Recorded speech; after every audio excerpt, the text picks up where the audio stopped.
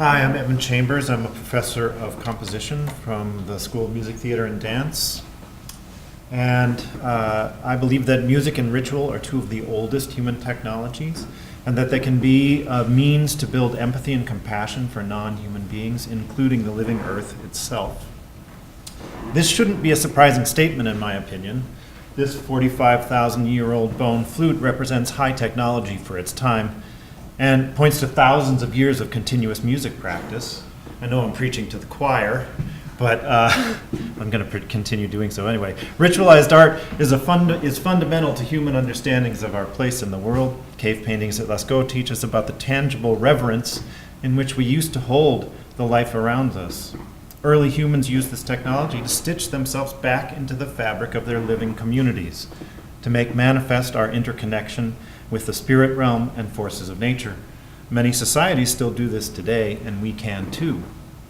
How can we create a coherent meaning system that leads to recognition of the sacredness of non-human life all around us? I believe we need art for that. Our current musical and performance events are rituals that carry social, metaphorical power. With them, we enact and reenact our values. We can co-opt and reframe these rituals, concerts, dance performances, etc., to move audiences toward an attitude of reverence. How?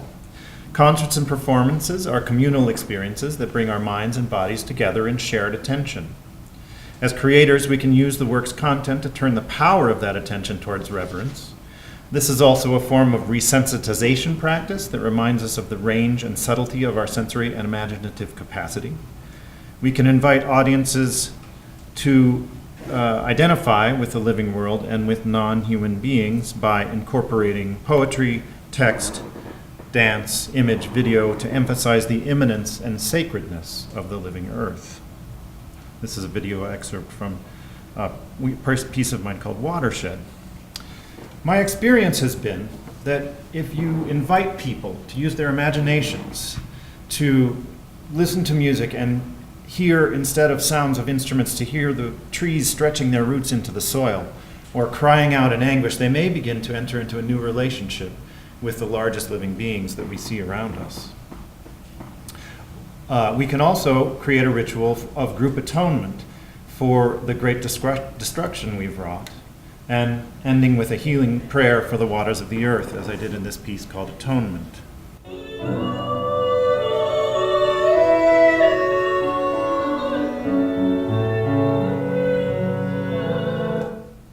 On another occasion, I tried to make the natural living world come into the concert hall by turning the Toledo Symphony musicians and making them embody the creatures of the Great Black Swamp, which went all the way from Toledo to Fort Wayne, Indiana.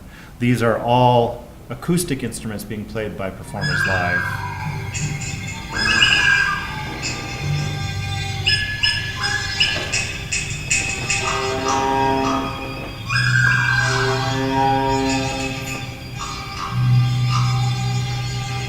I'm a violist, so the viola gets to be the bullfrog. So I really believe that it's a significant thing to reframe, especially classical music concerts, that almost never include any kind of environmental awareness. One example of this was the Watershed project. We, as a group of community partners, turned a commission that was given to me for the 80th anniversary of the Ann Arbor Symphony for an orchestral work into an opportunity to reflect on the river and the life of the river.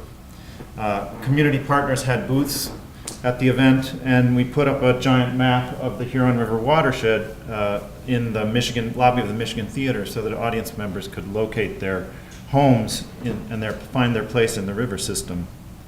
This carries over into my teaching. Here are some students looking through a fence at one of the 4 brownfield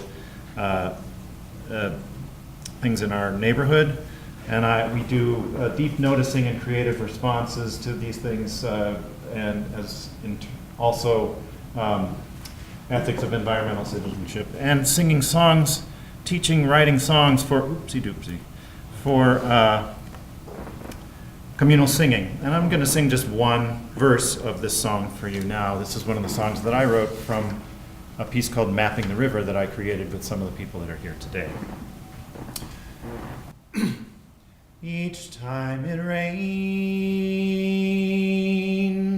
that's the river, and the branching of your veins, that's the river too. River above and river below, everything flows to the river. Everything flows to the river.